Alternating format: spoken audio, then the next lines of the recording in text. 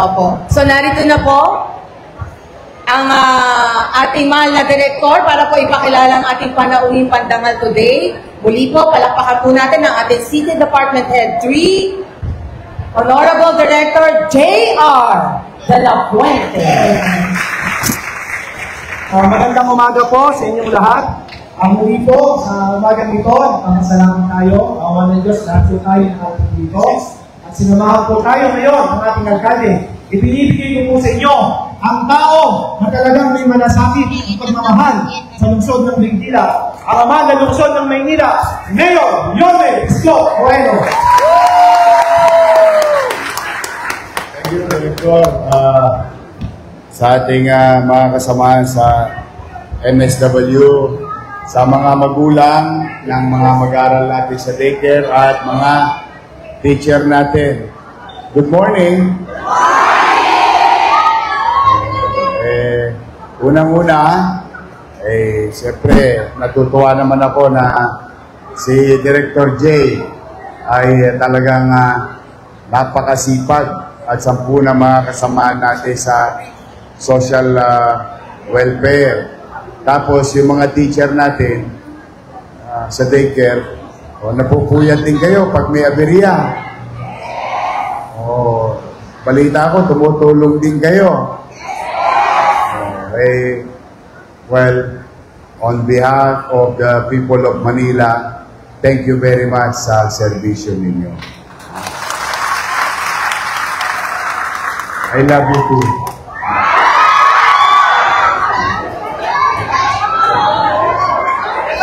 Welcome back, Yorme. Alam nyo, ang early education, lalo na yung mga bata, yan yung transformative portion ng isang tao. Andyan ang mahalagang pamumuhunan ng pamahalaan sa ating mga alagang bata o ginagabayang bata. Kaya napakalaki ng halaga ng partisipasyon ninyo in formative years ng ating susunod na henerasyon. As like, katulad ng mga sinabi ng ating mga nakakatanda sa atin, kung ano ang tinanim mo, siyang aanihin mo. Kung ngayon, tayo ay mamumuhunan ng mainam, masinop, at episyente sa ating mga alagang bata, pagdating ng araw, sila ay mga mamamayan na magiging magulang, profesional, okay lang, Jesus is life, ha? Okay, thank you. Okay? Thank you. Na kapag tinayaan, o what you call, invested to our children, there are going to be the next sets of people in the city of Manila. Kaya pagka tayo'y palpak ngayon, ay malamang, palpak ang simula, palpak ang katapusan. Pero pag tayo naging mabuti, magaling, at nagbigay ng tunay na atensyon and resources to our kids today, most likely, with high probability that these kids will be a better citizen for the next generation. Ganyan kahalaga ang paggagabay ninyo ng mga teacher natin sa daycare. Kaya huwag niyong ikikipit balikat yan na para bang wala akong magawa sa bahay. Mag-daycare teacher na lang ako. Para maging abala.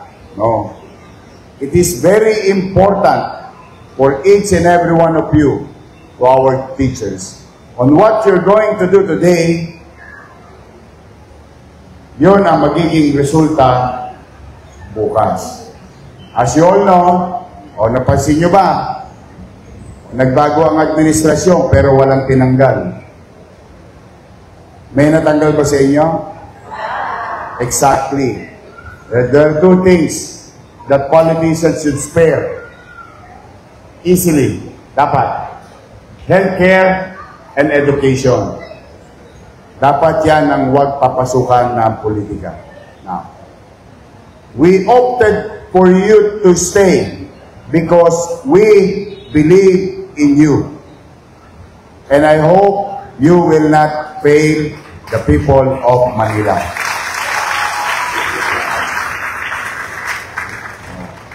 O pangalawang balita.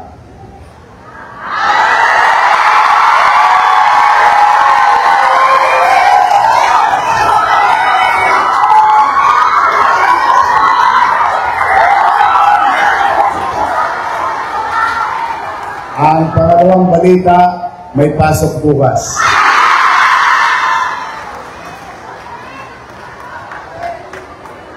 Oh.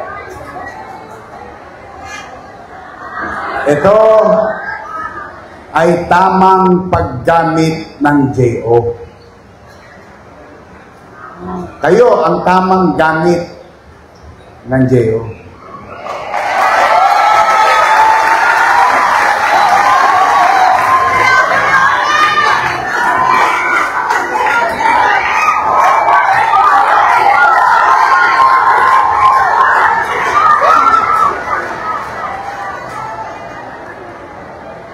Hindi ba parang masakit din para sa inyo? Bilhin nyo araw-araw, may 10, 15 bata kang inaalagaan, 20. Ha? Lahat ng posisyon, 40, 50, yan, 60. Tapos, aawain ka pa minsan ng nanay. Ikaw naman, di ba? Kahit yung mga president natin ng mga daycare, inaaway din ang kapwa nanay. Tapos mababalita ako, yung isang JO natutulog lang.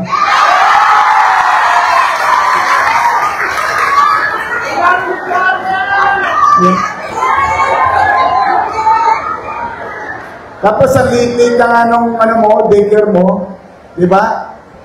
Lahat ng Natasha at Chinchansu humuhula sa iyo pagkakataon.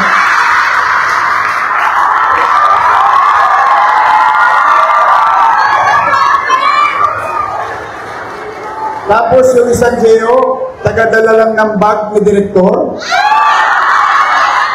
Wow! Sana all! Diba?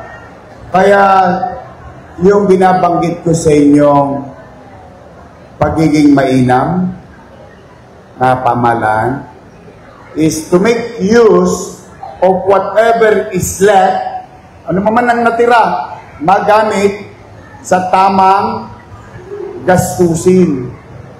At ako, hindi ako manghihinayang kahit every 6 months, every year, i-renew ko kayong lahat. At least, pag umikot ako sa community at may daycare, pag dungaw ko, nandun yung teacher. Ang masakit, yung JO, wala. Nowhere to be found. Huwag kayong mag-alala. Kinatay ko na yung ganong sistema. Under my watch, every single cent, sisinupin ko. O, ngayon, pangatlong balita.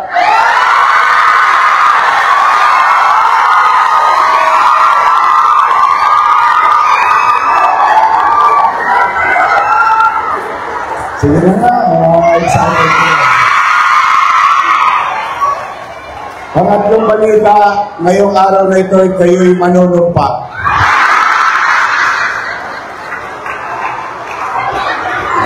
Ito na. Pang-apat na balita.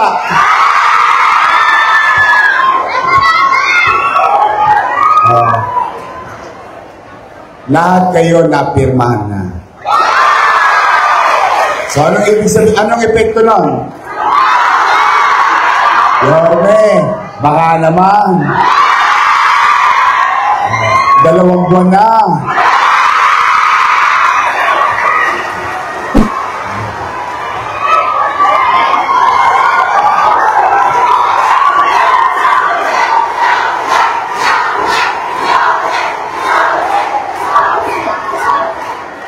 Huwag kayong mag-alala.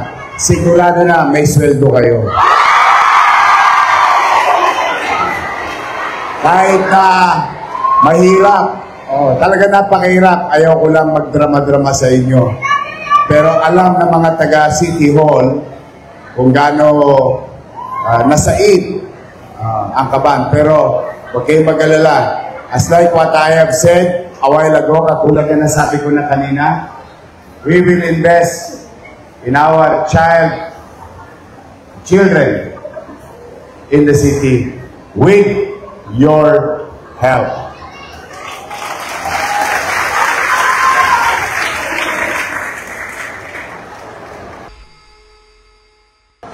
Kahapon lamang, meron kami naisip na programa. Malay natin, di ba? Sa matanda, meron, sino yung mga senior dito? Natanggap niyo na ba yung gatas nyo?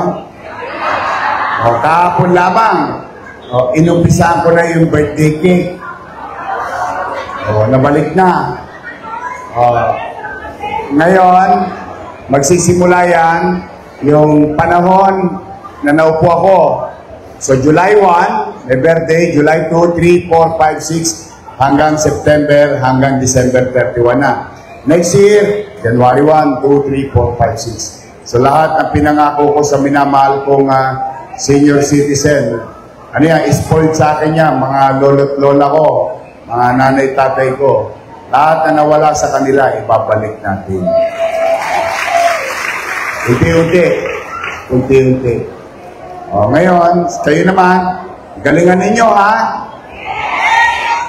Galingan nyo lang, yun lang ang iniingi ko sa inyo. Wala akong ibang iniingi. Ako naman, bilang sukli, pipilitin kong magbuti sa gobyerno.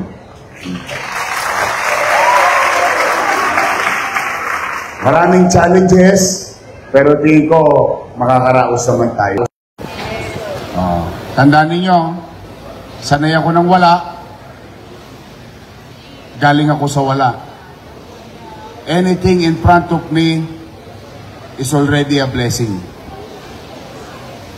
Kaya, kahit na anong hirap na kinakaharap ng pamahalang lungsod, may gobyerno sa lungsod ng Maynila. So, abangan ninyo ang balita sa mga ilang araw na darating. I'm happy and excited for you. Save for the rainy days. Pag dumating na yung dapat, o ingatan ninyo, iraos ninyo ang inyo. Nabali na?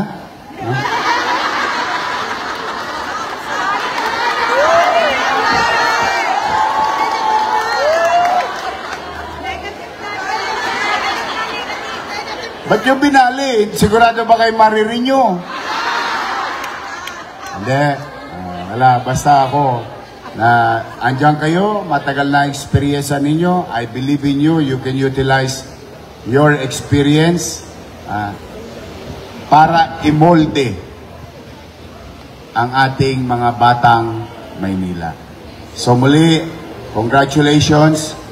And if I may put this to right perspective, welcome ulit sa gobyerno ng lungsod ng Maynila. You are part of the team. You are part of the government. You are part of delivering services to our people. You have my full trust and confidence sa bawat isa sa inyo. Mag-ingat kayo, pagpalain nawa kayo ng buong may kapal. Sabay-sabay, Manila! God first. Thank you.